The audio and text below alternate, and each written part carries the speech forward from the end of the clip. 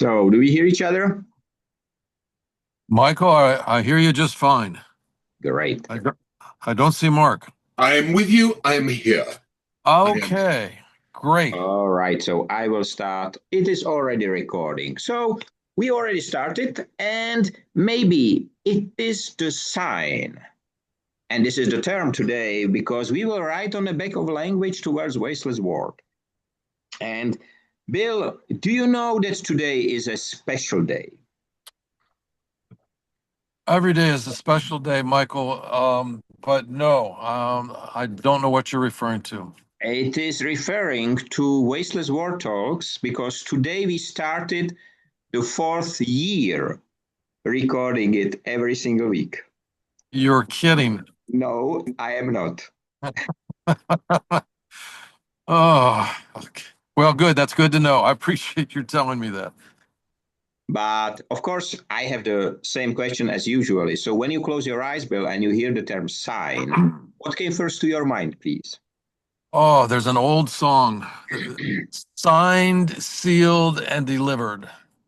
Mark, what? I don't remember what was that. I don't even remember the tune. Signed, sealed, and delivered.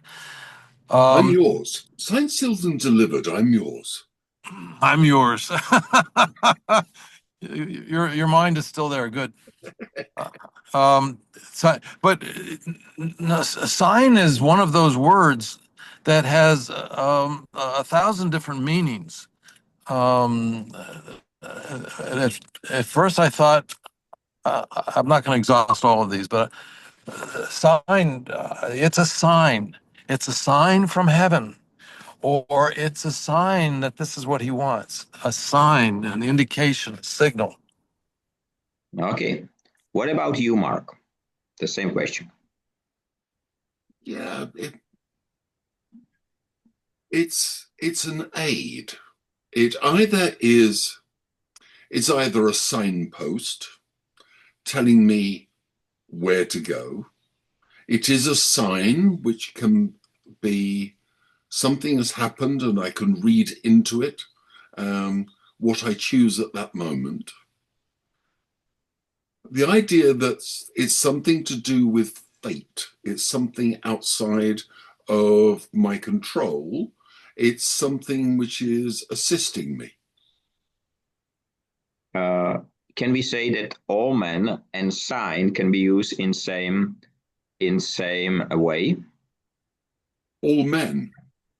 Omen, yeah, omen. No. I, what I'm thinking here is that sign sign can come from anywhere. One can get one can take an inspiration from anywhere, one can get guidance from anywhere. Where there is a sign, it's interpretation of evidence that one is heading either in the right direction or it is pointing one to a conclusion. It can come from anywhere. What do you think, Bill? Mark, you just touched on two or three or four different um, the the you said that it's a uh, it comes from some sort of nebulous source, that it's not clear cut, but it's something we believe. It's deep. It is a sign. Of course, you can't prove that it's a sign. It's something that you feel.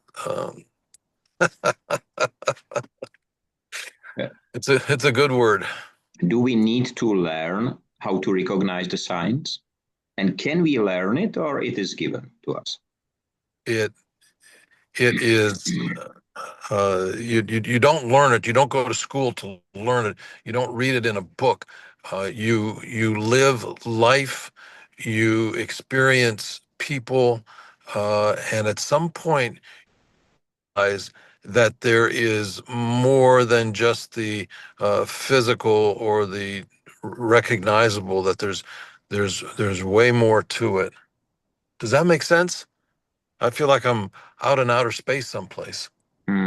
I think it makes sense. I'm asking because we have recently with Jane very interesting discussion. She asked me uh, where the street signs came from and whether they are the same all over the globe. And I know that some are the same, look the same, like stop, and the others can be slightly different. But uh, I didn't check where they came from, why they has been adopted globally the same. But it's quite But interesting. the funny thing is, they haven't been. So as one goes around the world, we find that signs are either in text form or actually they're graphics. So in Europe, we are used to seeing certain signs for halt, which is a triangle, an inverse triangle. We're used to seeing no entry, red with a white line across it. There are certain signs that work irrespective of one's language. And one goes to other countries and the signs, of course, are quite different. I remember once years ago, driving onto a freeway in America. I was in New Hampshire, and I was driving onto this freeway, and I'd just been talking to some people who were pointing out that how many people living in America at that time did not read English or speak English. It was very much a second language for them. And the vocabulary that these people had was quite limited. And I found it amazing as I drove onto the slipstream to join this freeway. There was this massive, great sign explaining to me very, very clearly how, quote, if you're driving this way, you're going the wrong way because this is not a danger. You should not be driving this way. And as I'm driving up and I'm thinking, I wonder how many people understand that sign. Whereas from a European perspective, paint a red circle with a white line across it, understood. So it's interesting the way that we create signs, road signs, without often thinking who the people are that we're trying to convey information to. And not only that, but also if we are the person for whom the sign is meant to be, therefore, so often we run the risk of assuming something means something. And rather than actually thinking, what is it that's before us? What is the evidence that tells us we are taking the right information from this sign? So you used a word, Mark, assumed or assumption, and I was thinking of the same word because somebody who is writing that sign in New Hampshire that explains why you are not supposed to be driving up here has assumed all sorts of things. Has assumed that you speak English. Has assumed that if they are very, very clear and precise in their instructions, that you will have enough time as you're stepping on the gas pedal to read the whole bloody thing. Yes. And so many assumptions, and yet they never went to sign school because the first lesson in sign school is to keep it simple, stupid. Yep. So we do that, and we do that all day long. We assume things. We all assume things. But when you're talking about road signs, the one last little signs are on the way out. You will not need road signs when you have autonomous vehicles.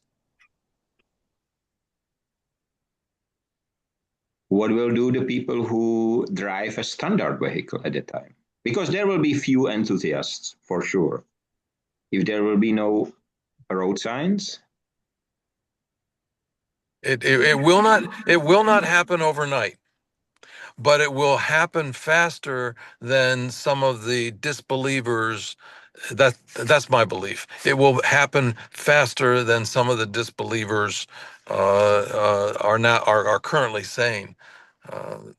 I've even heard that by 2040, there will no longer be driving licenses. There will no longer be currency. There will no longer be. There's a whole list of things that will no longer be. And when I'm talking to my clients, I say the one thing about what I'm going to say is it's not precise, but it's going to happen. Bill, I know you disagree. I know you disagree with that, Mark. But but it's in my humble opinion.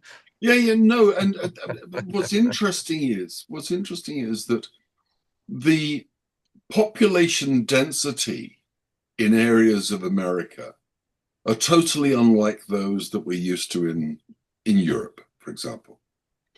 And what's fascinating here is that where you have a mass of population in large conurbations, in cities, large towns, this is where there is a critical mass of potential customers for those autonomous vehicles, robo-taxis or whatever. And that's fine, but these, certainly the large cities, are the ones that are best served by public transit. So there isn't really a need for a vehicle within those environments. Most road traffic, certainly in the UK, and I think in large parts of Europe, occur between cities, okay? In the rural areas where, the public transport wastelands where such vehicles could be used. And on the one hand, the exciting engineering challenge is how do you build a vehicle that can be autonomous, operating in an environment, a heterogeneous environment where there are other human drivers, but also in an environment of inclement weather conditions like snow or whatever, with poor road signage, lines, any other signs, with wildlife running across roads or whatever, okay? So that's an interesting engineering challenge, but undermining all of the engineering challenges is another one, which is no one has found an economic model for sustainable robotaxi services outside major cities, because there isn't a critical mass of users. And what I think is that in certain geographies, we will see different patterns emerging. But in many others, we could achieve, well, I could go too far.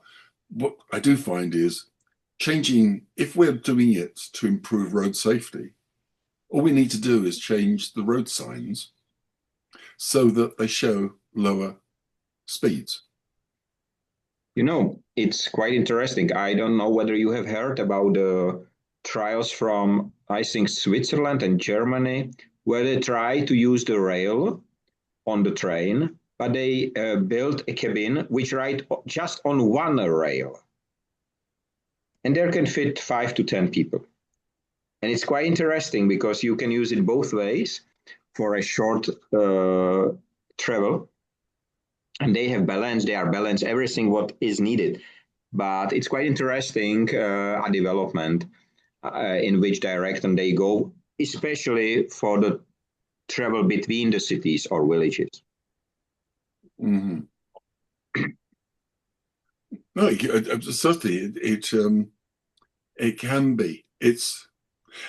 I tell you one other thing though, just staying with road signs for a second, it's astonishing how expensive it is to maintain those road signs. And in many cases, many local authorities who are responsible for roads don't actually know what the speed limits are on those roads. And so what's been happening is, as cameras have been put onto vehicles, if I look at technologies, the sat-nav companies that have been using their vehicles, they are actually using their cameras to determine what the road speeds are on roads and selling that data to the local authorities responsible for the roads to tell them what their road speeds are. It's hilarious how we drive along and assume that everyone in the local authority knows exactly what speed we should be driving at. It's funny. There will be big changes. There will be. I just hope that we don't lose our sense of curiosity, our observational skills, our analytical skills by just being taken around in a robotic manner where we don't need to be aware of our surroundings, so that we don't need ever to read a sign, where we don't ever need to look at a map, because we press a button and something takes us to where we're going. It would be such a tragic life. Well, you say that, Mark, knowing full well that is exactly the path that we are going down. We are becoming less aware of anything around us. When I was growing up, we walked to school. It was maybe 2 miles, and it was uphill in both directions. And but we were very aware of how cold it was out there before we stepped out. Before we stepped out. Yeah. Now, my grandchildren are driven to school by their parents, and in the middle of winter, they come out of the house with shorts or short sleeve shirt, no jacket. It's not cold, and so we are losing that touch with nature, with what's going on around us. We don't talk face to face around the dinner table like we used to. We text. We we are losing touch, and so somehow we need to fight against that. We need to find ways to communicate better, to feel with our hands and feel the weather and feel the nature. Um, so we're already a good ways down that, but I do see the signs. You know, Sorry. yesterday I have seen a new invention for children. It's a small device like this with a small black and white display, and the child says, for example, pirate ship, and there is AI, and it draw the picture and print it. So instead of drawing, of be curious of the drawing, of the lines which I will make, they just say the word, and AI take over. It is a horrible image. It's really horrible. But I would like to ask about another sign. Bill, do you remember the sign when you met your wife?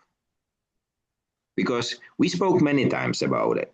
And you said all the time it was fascinating. And the same for me when I met Jane, it was like, man, this sign which and filled with energy and everything. Then I will ask the same question, Mark, because he is in a marriage for long time, as I know from our last discussion.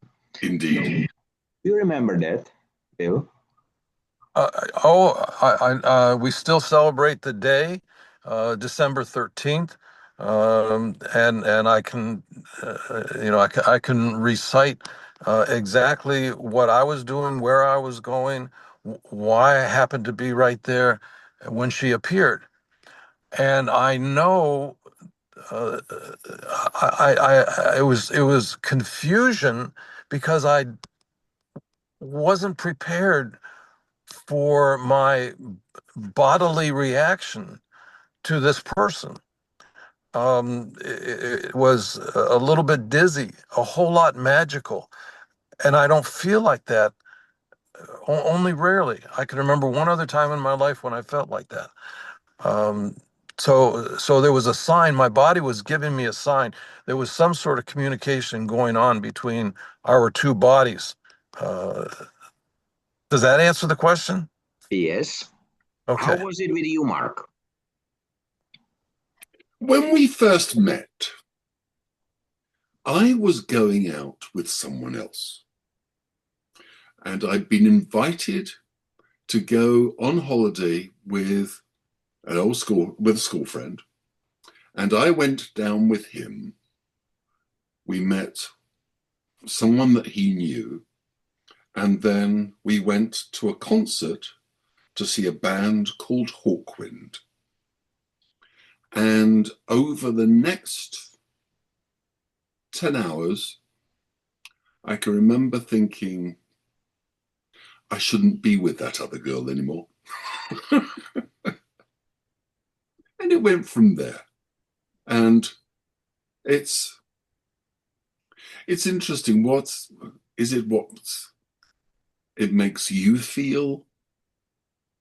It's very difficult.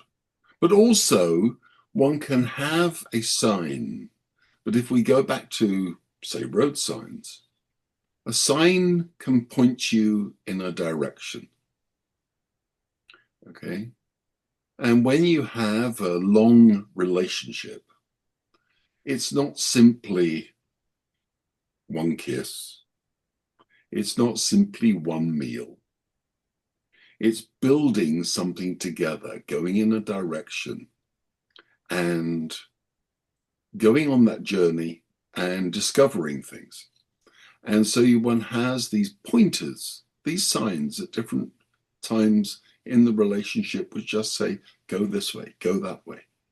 And it's not, a 40-year marriage is not a one-night stand.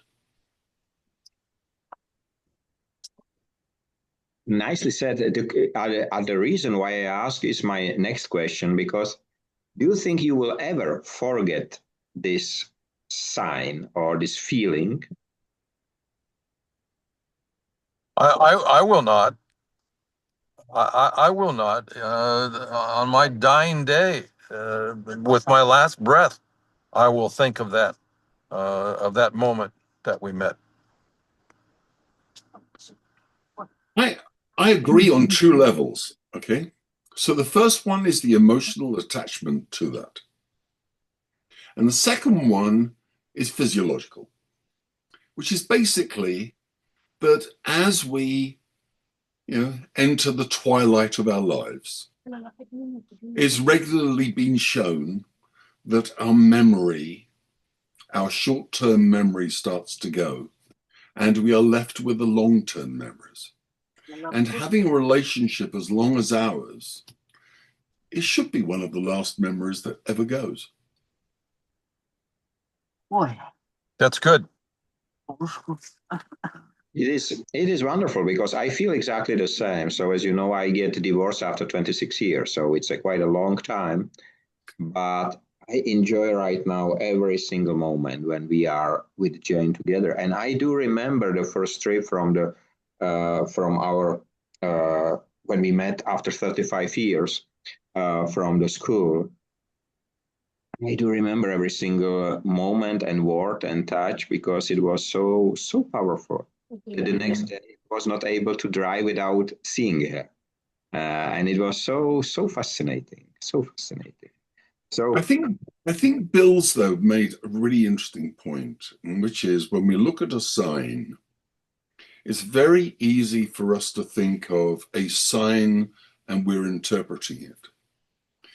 But there's, as Bill was saying, there's the creating of a sign, the creation of a sign for others, understanding how one designs that such that it will have impact on other people. And then there's the other aspect, which Bill says, which is when we are able to observe, interpret, and understand a sign, it's the difference between reading and writing. Okay? And on the one hand, creating the sign necessitates communication skills and the ability to empathize with an audience. Interpreting it requires skills in understanding what people are doing. And I don't know, did I discuss the word serendipity earlier? No. Okay, so serendipity is a wonderful thing, and many people associate it with Hollywood and lucky chance encounters. The word actually first appeared in a letter written by Horace Walpole. And he was writing to someone, and he said, I don't know how to describe this. I will use the word serendipity. And the word serendipity comes from, he was using it in terms of an old book called The Princes of Serendip. And Serendip was the original name for Sri Lanka or Ceylon. And the Princes of Serendip would go on journeys. And one day they're walking down a path and they see the grass is short on one side and long on the other side of the path. Most people would walk down that path without noticing. Some would notice and just assume that it was the way the wind blew or the water on one side or the other. But the Princes of Serendip think about it and subsequently correctly deduce that they have been preceded down this path by a camel that was blind in one eye. It couldn't see the grass to eat on one side of the path. And when Walpole used the word serendipity, it wasn't just lucky encounter. It was observation with sagacity. Not only observing, but thinking about what we're observing. And being able to keep that skill is so critically important, quite apart from helping us get around. As Bill said, that's how we get into enjoyment, appreciation of nature, the world around us. It's too easy just to take it as it's been delivered to me. I will walk from the house, get into the car in my shorts and t-shirt because it's not cold. If I'm walking 2 miles, I want to wear some warm clothes. So I'm going to, if I can have 60 seconds, I am going to give you an alternative to the grass being taller on one side of the road than the other, and that yours may be right, mine may be right, or there may be a third or a fourth one. But there was a woman who carried water on 2 buckets and a pole across her shoulders. One of the buckets had a hole in it, so that by the time she walked all the way back from the well, half of it was gone. And she apologized profusely to her husband for being less than perfectly efficient in transporting the water back to their house. And the husband uh, walked outside with her and said, on the side of the road that the bucket with the hole in it, there are flowers. There are no flowers on the other side of the road. I personally like to see the flowers, and I thank you very much for making them grow. Lovely. So it's what I want to know is, in the first time that I met Galena, in the hallway on December 13th in 2001. What was that? How did my body know to react like that? Where did that come from? What is that? Can you define that?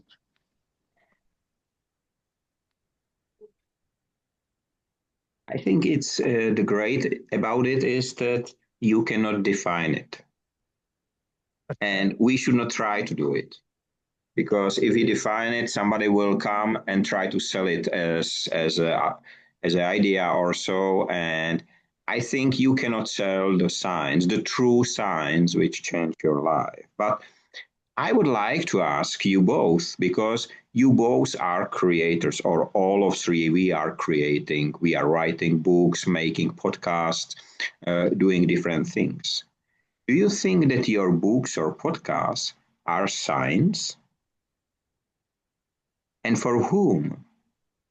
And will they be understood? And just to say, we have 8 minutes left, okay? So you asked us a couple of years ago, for whom do you write these books? And we both answered, we're writing for ourselves. We're writing for ourselves. Um, that's not totally true. I write because I want to give.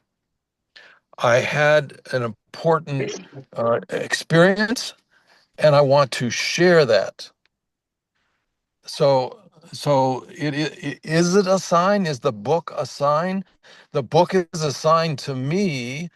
It's a sign to me that there is something that needs to be understood. What about you and your podcasts, Mark? Because I have heard several of the episodes. They are well prepared. And to be honest, I love your voice, this and your English. It's so deep, and I love this stuff. And are there the signs for the future ones who will come? You know, I listened to a radio program this week in which a well-known author said, was asked the question, do you find it difficult to write? Is it hard to write? And he said, I asked this question once of another very famous author. And she said, the trouble is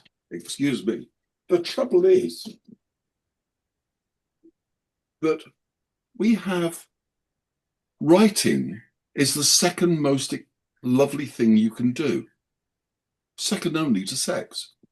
And really, it is so enjoyable taking one's thought processes and finding a way of summarizing them, imparting them, and sharing them. That process is an absolute joy. Therefore, there is a selfish element because it is so pleasurable. If anyone can resonate, can enjoy what it's produced, that is just an absolute bonus.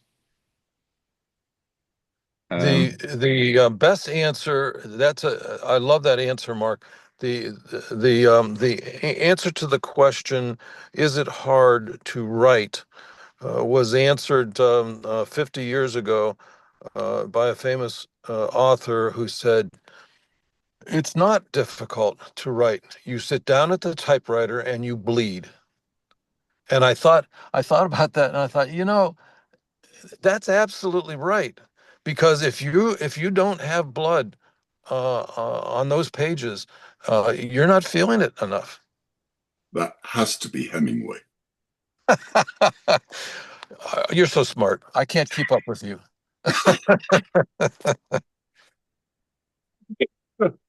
That Ernest Hemingway, yes. Oh, yeah. I think it's very difficult to put the sign up there. I think the most important thing is authenticity. If one is being authentic, is one is genuinely saying what one believes, and is able to convey that, and and it resonates with other people, wonderful.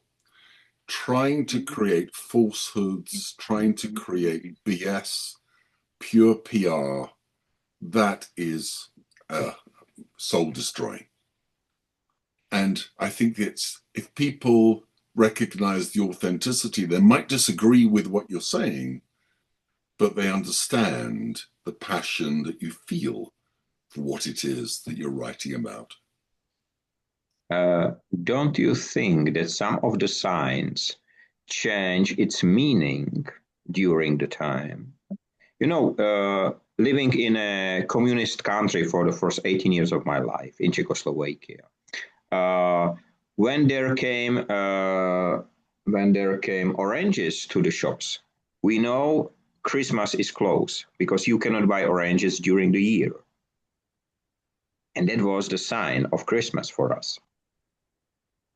Today you can buy it every day, so it's not a sign anymore. I think that, for example, fasting was invented by the poor people just to not feel so bad. Today, fasting is aligned or ordered for the obese people to get healthy. So I think the science changed its meaning with the time.